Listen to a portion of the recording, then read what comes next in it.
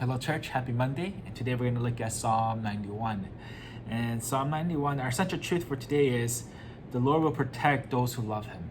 And it reads in verse 14, because he loves me, says the Lord, I will rescue him. I will protect him, for he acknowledges my name. And we look at the psalm, and it starts off with just whoever dwells in the shelter of the Lord will rest in the shadow, right? Will rest in his shadow. And it really goes, the psalmist really goes far and wide to describe how the Lord will protect you, right? And he goes from, deadly stuff like arrows and armies of men and, other things, but he also says that, in all our ways I will be guarded. And that's interesting because I haven't thought about it lately, but I never pray for God to protect me. At least not in this century, right? We're not always fighting wars or going to battles, but it's not just the physical protection that we need. We also need protections for our hearts and our minds, from whatever it may be, right? Especially in an age where we have so many information and just, a touch of a button or a screen, there's so many things that could hinder us. And we need the Lord's protection. We need the Lord's protection over our eyes, over our hearts, over our minds, because we're easily, lack of a better word, corrupted, right? We fall short very fast. And that's something to really, really kind of meditate on and ask yourself is, in what areas do I need God to protect me, right? Is it purity? Is it, some habits that you cultivated in your life, right? Or is it just your emotions, right? We all need protection, and the psalmist tells us very clearly, right, that God will rescue and protect those who love him and those who acknowledge him. And that's actually something I want you guys to just sit down and think about. And for this psalm is just to be like, God, in what areas do I need your protection? All right, church. Well, have a good day. See you guys next time. Bye. Happy Tuesday, church. Our devotional today comes from Psalm 92, and it's titled A Psalm for the Sabbath Day. And just like its title suggests, it was created and intended to be sung on a day of rest. Now, if you read through it and meditate on it, it's a psalm that really lifts your spirit. It gives you true spiritual rest. The first two verses of our psalm gives us a good outline for how to spend a day finding rest. It is good to give thanks to the Lord and sing praises to your name, O Most High, to declare your steadfast love in the morning and your faithfulness by night. And that's it. How do you find true rest? True rest can only be found in God. The Sabbath is a day intended and set apart from any other day for the sole purpose of praising and adoring God. So what should we do? We should give thanks and sing his praise all day long. Guys, true rest can only be found when we are worshiping our Creator, because that is what we were created for. And that's our central truth today. True rest is found in worship. So if you are in need of rest, the remedy is not found in just running away and hiding from the world or partying and drinking till you forget everything. But true rest is found when we spend time in praise and adoration of our Most High God. Don't wait until you need it, but constantly find rest in worship. I hope you have a great restful day. Bye.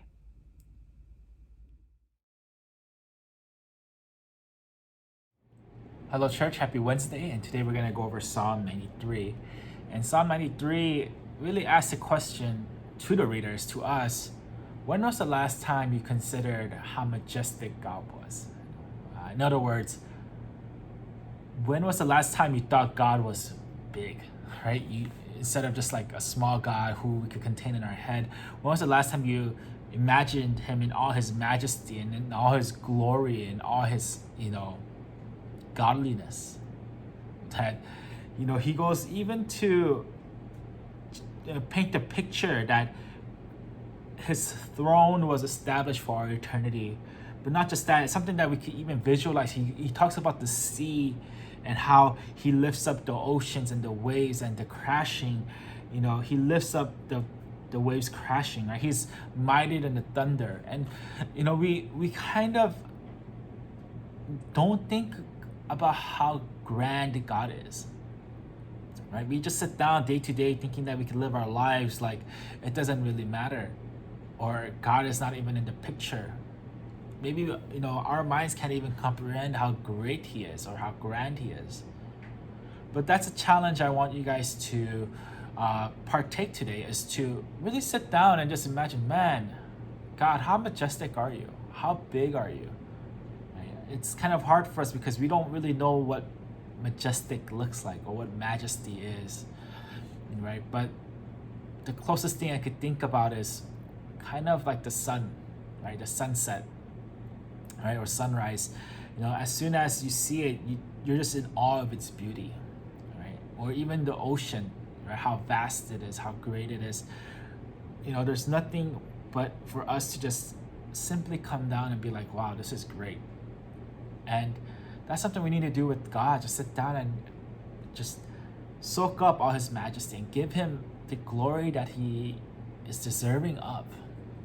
So church, that's my encouragement to you today, is to just sit down and enjoy His grandness. All right, church, see you soon. Bye.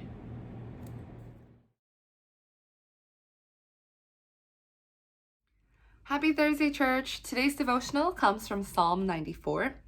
And a lot of our psalm today is a big rant against the wicked and at how they prosper.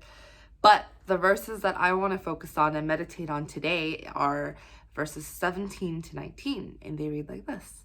If the Lord had not been my help, my soul would soon have lived in the land of silence. When I thought my foot slips, your steadfast love, O Lord, held me up. When the cares of my heart are many, your consolations cheer my soul. Church, we might all be going through different things.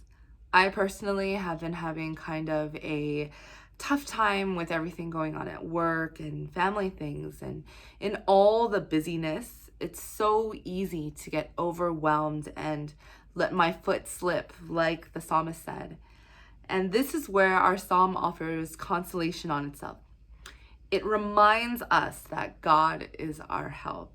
His constant, unchanging love is what's holding us up. Are you feeling like how I'm feeling? Maybe you're stressed out or you're getting burnt out. Maybe you're so exhausted emotionally and or physically, and it's causing you to be angry or bitter at things you can't control. If this is you today or ever, remember that God is our help. Yeah, things change. We all know that, right? Things change and are unpredictable, but our God never changes. His love is constant and unconditional. Go to Him. Let His consolations cheer your soul. I pray that you guys find true rest and peace in Him today. Have a good day, guys.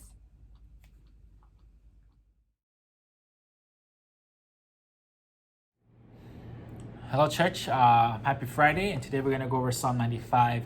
And today's central truth is we worship God for His faithfulness. We worship God for His faithfulness. And, when we read this psalm, it starts off with, people, an invitation to come and sing to the rock of our salvation. And, just how great He is and how grand God is. And it goes into this kind of this historical narrative where it goes, today, if you would hear His voice, do not harden your heart as you did in Meribah, right? The psalmist is really just reminding the Israelites, or reminding whoever the reader is, us included, that, God is faithful even though when we aren't faithful to Him. Even though when our hearts are hardened, God is still willing to soften our hearts. And that is the reason why we worship Him. Because He is faithful to us. Come and sing of His faithfulness. Come and sing to the rock of our salvation. He doesn't have to save us, but He does anyways. Right? I could recall countless of times when I hardened my heart before the Lord, and I know you can as well, where you're like, God, I want nothing to do with you. But it's when we look at those times we're able to come and really proclaim, come and sing a song of joy for the rock of our salvation. It's when we remember those times that we fell short that God was faithful even more. So church, my encouragement to you today is remember those moments when you were like, God, I don't want to deal with you. But remember how patient and how loving God was to you. Well, church, have a good week. See you guys on Sunday. Bye.